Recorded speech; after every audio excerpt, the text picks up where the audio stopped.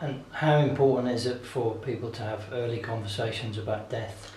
It's hugely important. I think particularly for people who are diagnosed with a cognitive impairment, because their ability to make decisions may become significantly impaired as the disease progresses.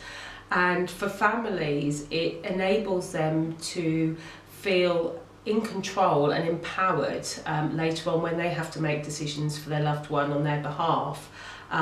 If I had £1 for every family who said when their loved one had lost capacity, I wish we'd had these conversations while they still could, because if not, they bear the burden of guilt and responsibility for the decision making.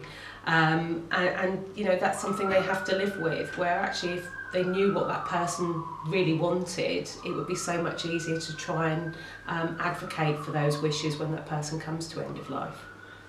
Okay, people are quite hesitant about filling out powers of attorney, aren't they? What can you say to reassure anybody thinking about doing that?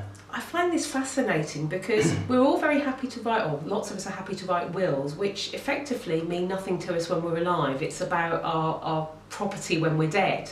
And that's kind of normal everyday business. But a power of attorney is not legally binding.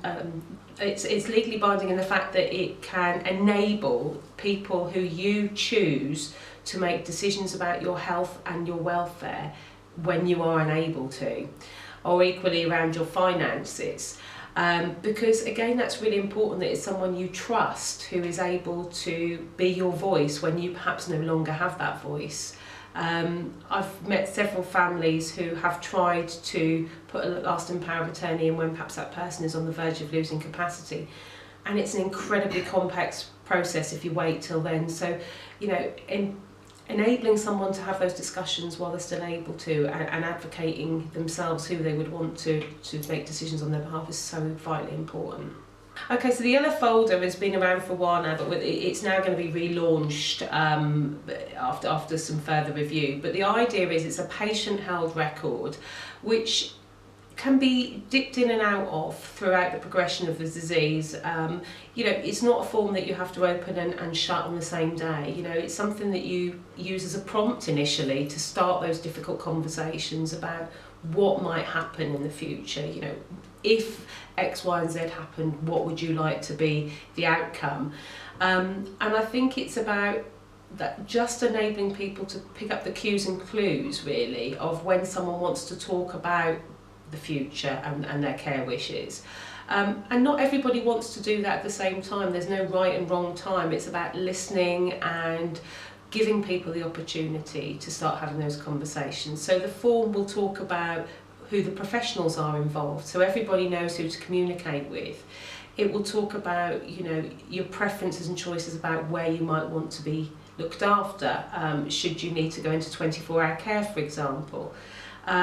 It talks about certain, you know, things you like and dislike, which again, you know, when you're perhaps end of life, you know, whether you like tea or coffee and things like that might be incredibly important to you, you know, in terms of your quality of life at that point.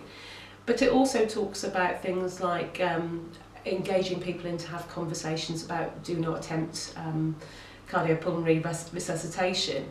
And that's not just the only component though, and I think it's part of a wider discussion. So I think initially it's about prompting people to start those discussions and continually add to that as they change their mind and as their views and their wishes and preferences change.